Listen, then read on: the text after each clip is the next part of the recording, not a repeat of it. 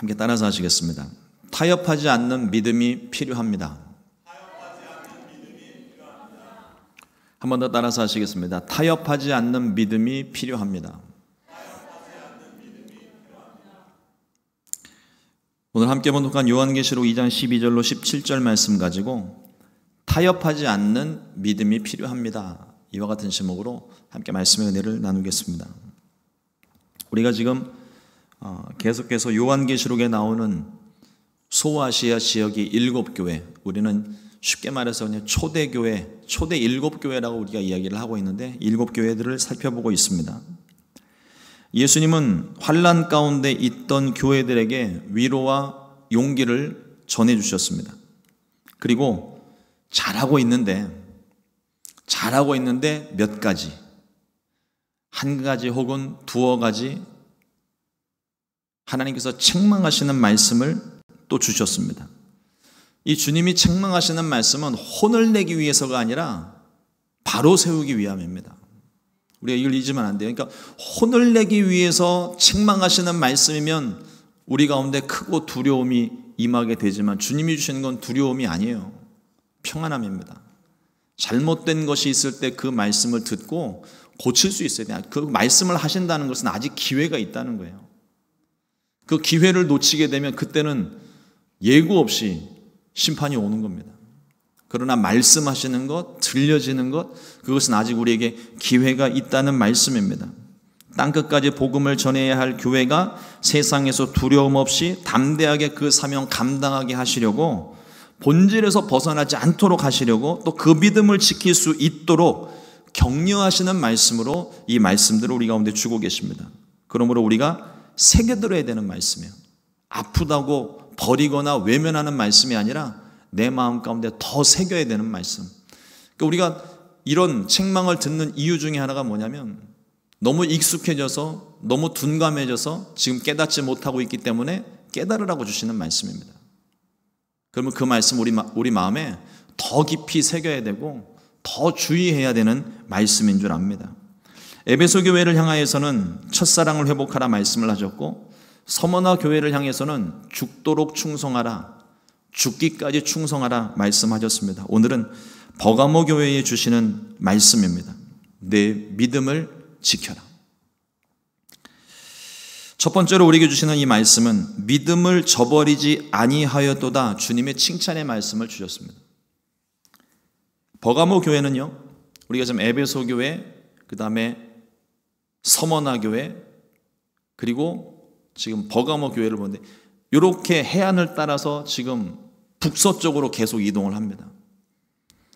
서머나 교회에서 북서쪽으로 100km, 약 한 60마일 정도 떨어진 조금 더 위에 있는 도시인데, 이전까지 봤던 도시들은 항구 도시예요. 그런데 이 버가모 교회는 내륙에 있는 도시입니다. 해안에서 조금 안쪽으로 들어와 있는 도시예요. 교통의 중심지였기 때문에 무역과 상업이 발달했고 굉장히 부유한 도시였습니다. 초대교회 모든 교회들이 다 비슷하지만 마찬가지로 우상과 황제 숭배의 도시로 알려져 있습니다. 그런데 예수님은 이 버가모를 향하여서 사탄의 권자가 있는 곳이라고 콕 집어서 말씀을 하셨어요. 사탄의 권자. 당시 버가모에는요, 뱀을 숭배하는 신전, 에스클레피오스 신전이 있었습니다. 기록에 의하면 이게 어느 정도 확실한지는 모르겠지만, 이 에스클레피오스라는 이 신은 치료와 의술의 신입니다. 그래서 군대를 다녀오신 분들, 또 뿐만 아니라 이렇게 병원이나 이런 것들을 표현을 하게 될 때 보시게 되면은 십자가 기둥 같은 곳에 뱀이 이렇게 감고 있는 모습이 있잖아요.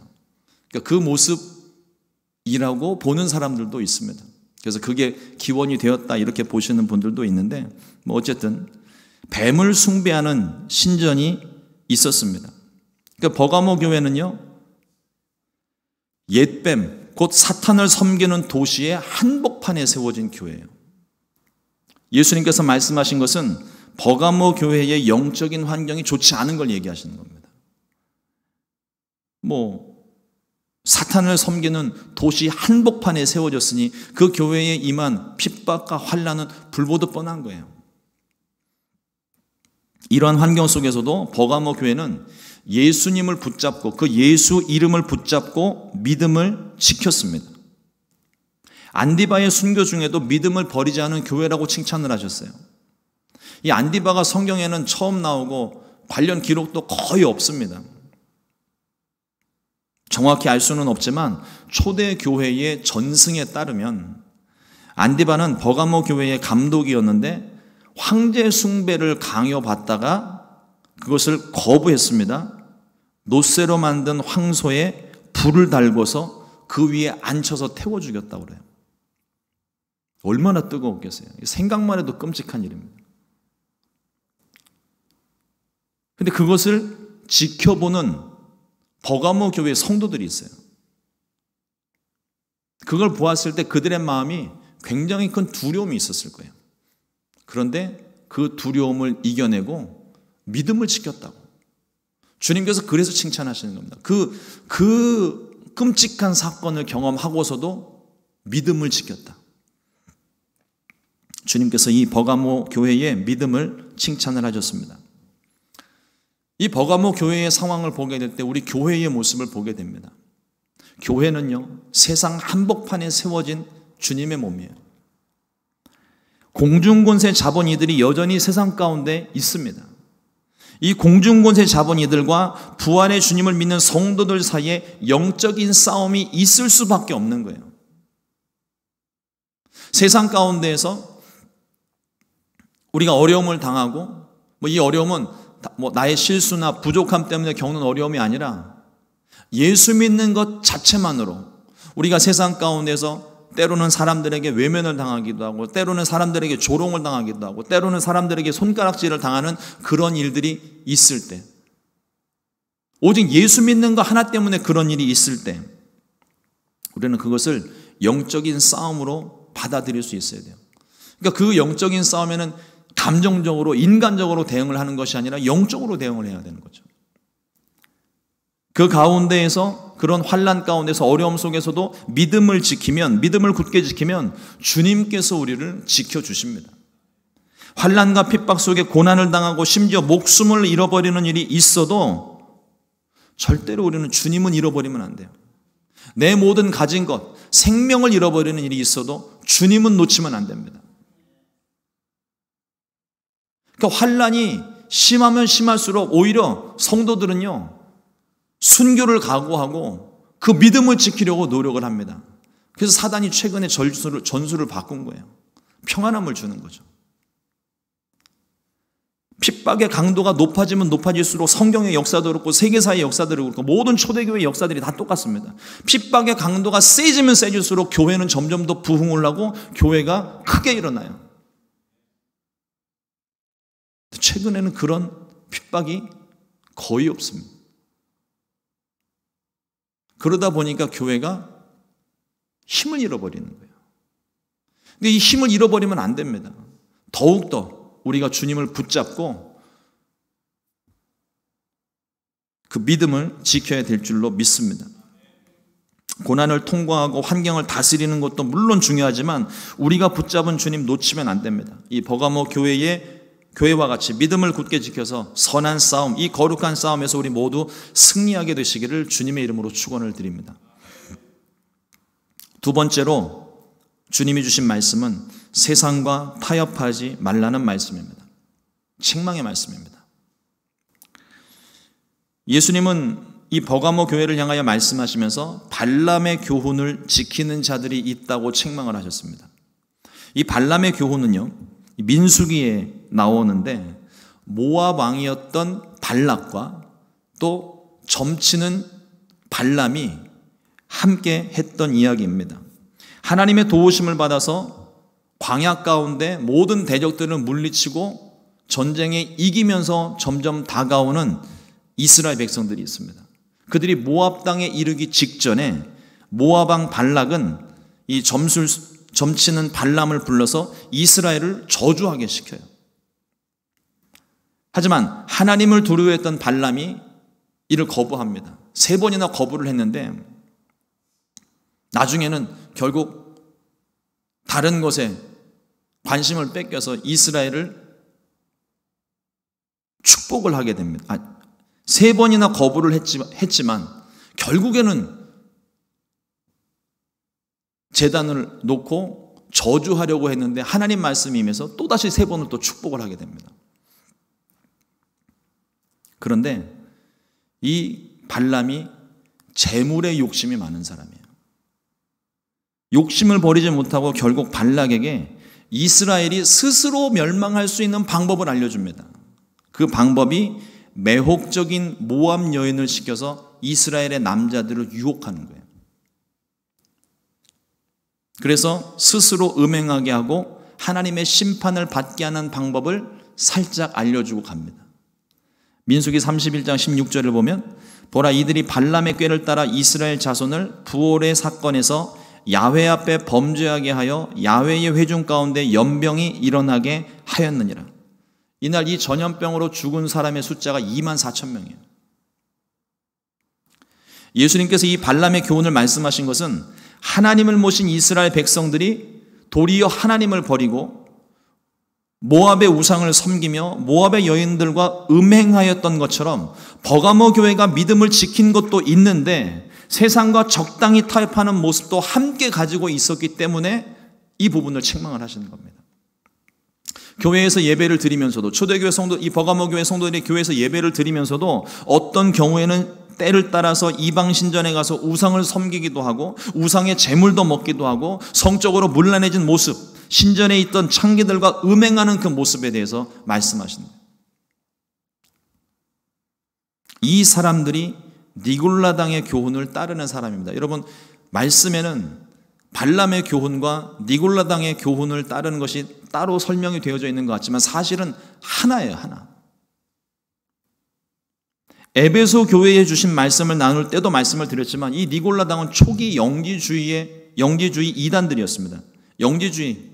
그것은 영혼과 육체를 분리를 하는 거예요. 영혼은 너무나도 소중하고 거룩한 것이고 육체는 더럽다는 것을 말합니다.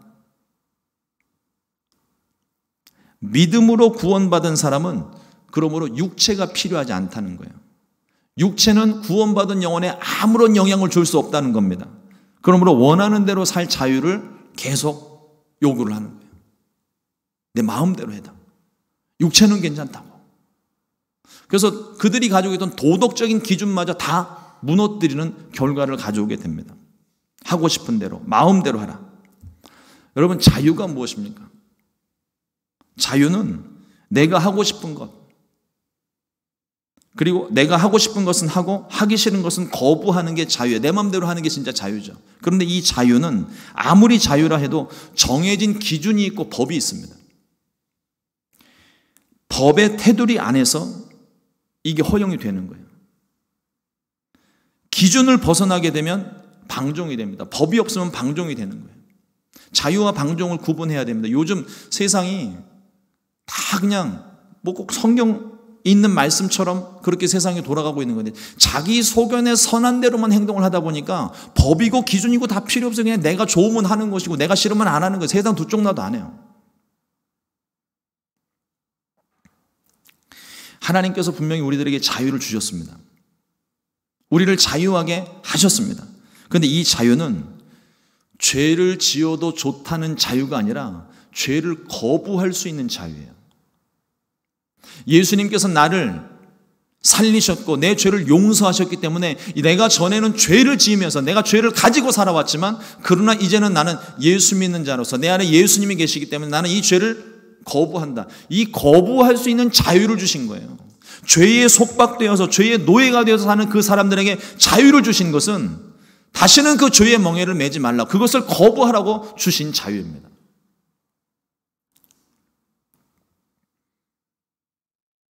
그런데 하나님 말씀의 기준을 벗어나게 되면 우리에게 주신 이 자유가 아니라 방종이 되는 거예요. 그러므로 이 기준을 우리가 잘 지켜야 될 줄로 믿습니다. 에베소 교회는 니골라당의 행위를 미워했어요. 그런데 버가모 교회는 니골라당의 교훈에 관대했습니다. 다 허용해 준 거예요. 그냥 사랑이라는 미명 아래 모든 것을 용납해 준 겁니다. 에베소 교회는 사랑이 없이 진리만 고집하는 율법주의로 전락을 했지만 버가모 교회는 사랑이라는 미명 아래 모든 것을 포용하고 방치함으로 그들이 진리를 잊어버렸어요. 여러분, 세상은 계속 변해갑니다. 빠르게 변해갑니다. 도저히 따라갈 수 없을 만큼 바쁘게 변해갑니다. 그러나 세상이 아무리 변한다 해도 우리에게는 변치 않아야 되는 것 한 가지가 있습니다. 주님을 향한 마음이에요.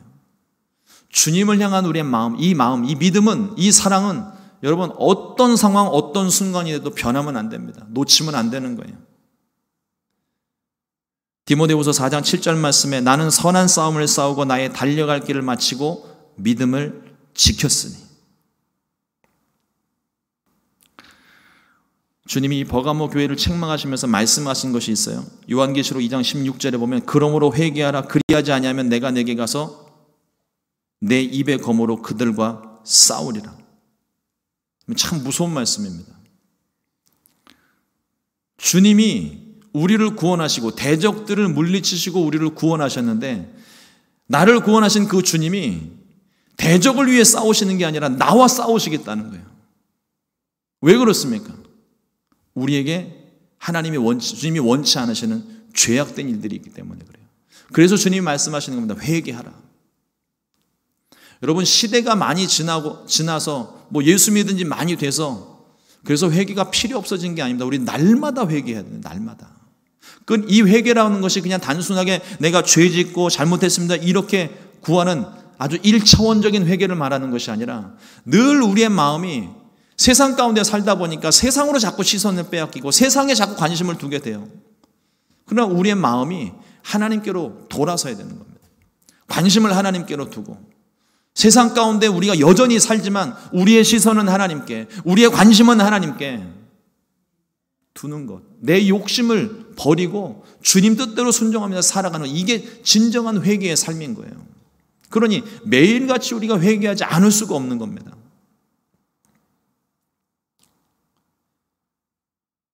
우리 주님은 좌우의 날선검을 가지고 진리는 지키시고 거짓을 제거하시는 분이십니다.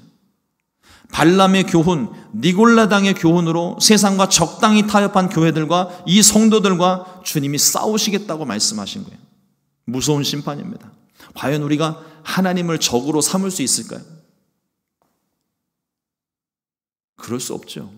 그래서도 안 되고. 오늘 우리가 말씀을 통해 깨닫고 찔리는 것이 있다면, 세상과 적당히 타협한 것이 생각이 난다면 우리는 회개해야 됩니다.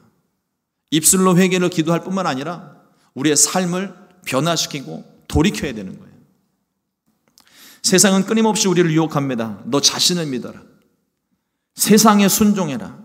옆에서 남들이 하면 나도 그래야 될 것 같고 그렇지 않으면 세상에서 뒤처지는 것 같은 그런 느낌을 자꾸 줍니다. 그 속에 함정이 있어요.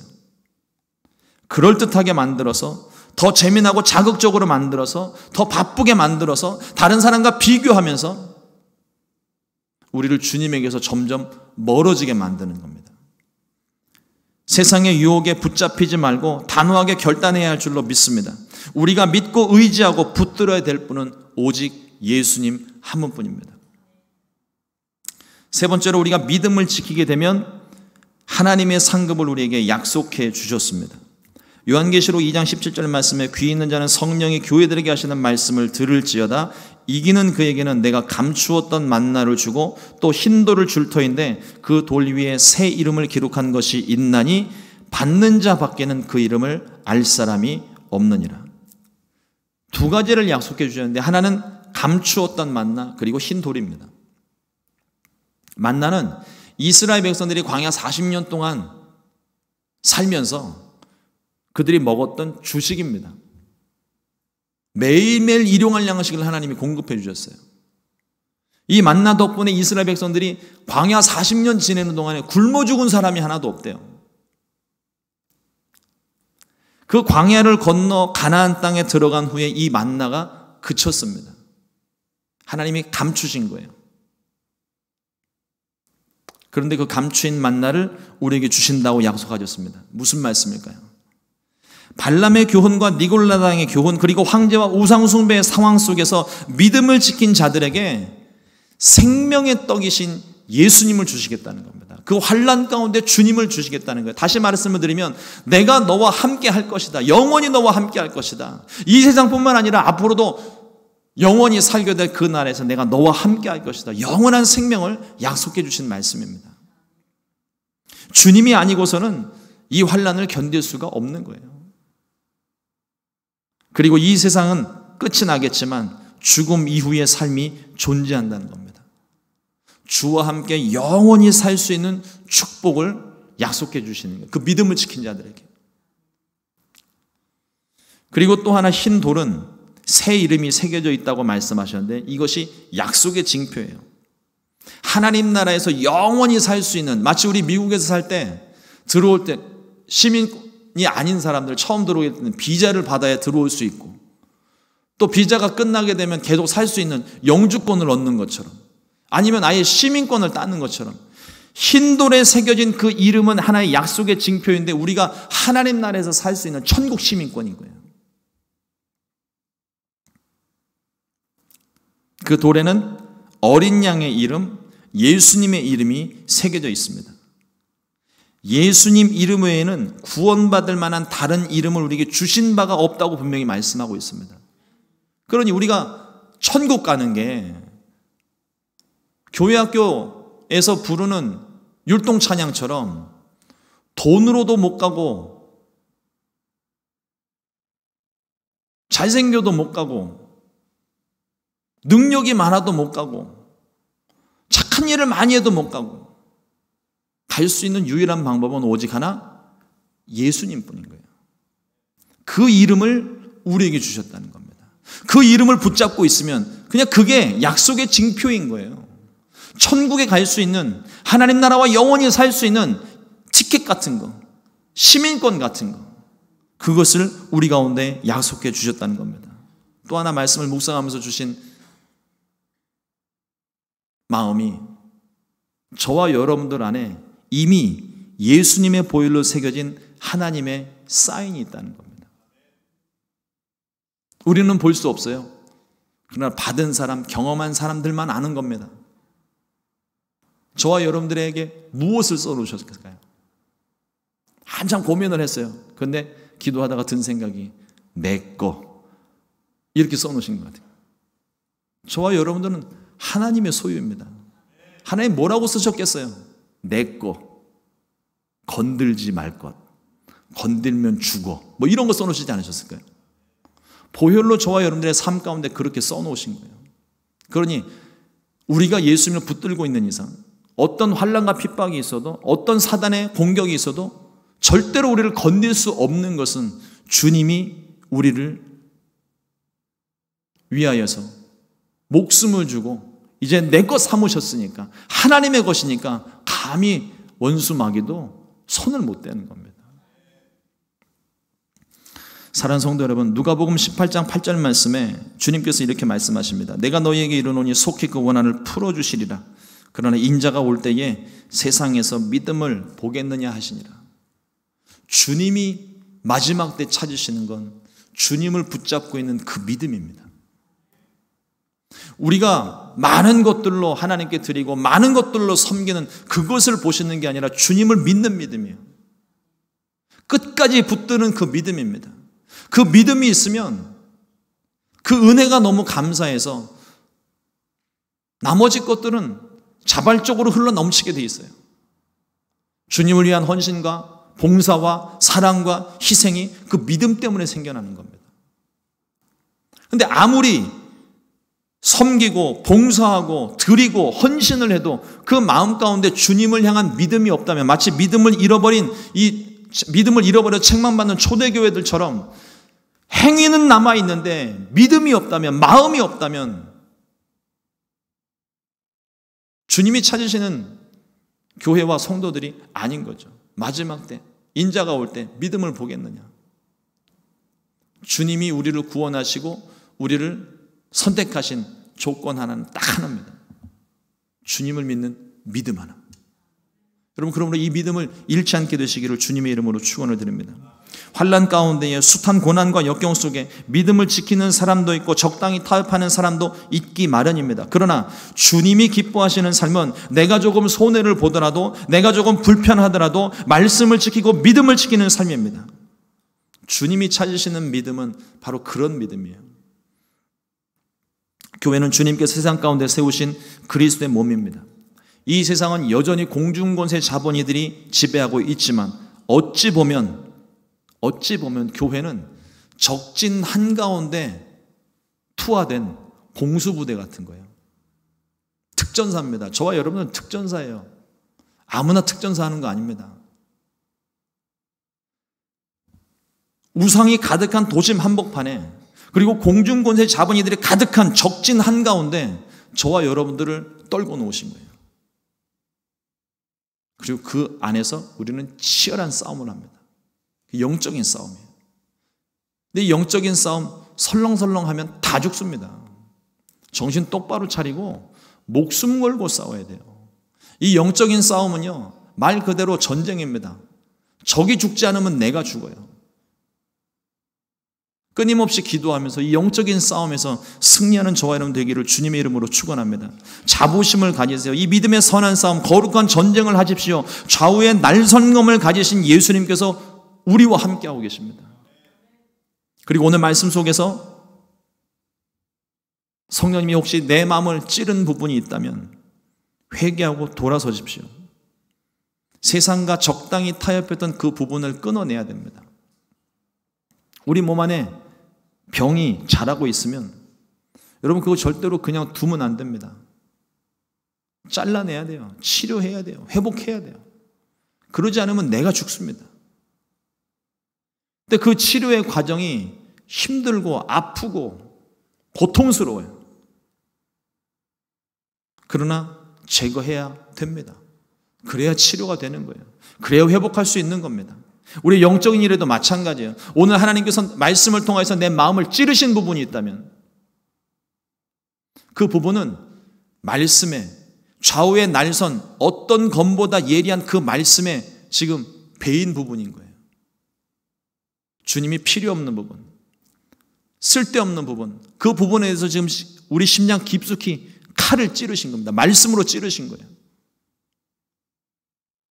그러면 그 부분은 우리가 회개하고 버리고, 그리고 보혈로 또 성령으로 또 다시금 회복하여서 주님이 기뻐하시는 모습을 가져야 될 줄로 믿습니다. 회개를 통해서 우리 마음을 다시 주님께로 돌리고 주님을 향한 순수한 믿음, 세상과 타협하지 않은 단호한 믿음으로 결단하여서 거룩한 믿음의 싸움에서 우리 모두 승리하게 되시기를 주님의 이름으로 축원합니다. 기도하겠습니다.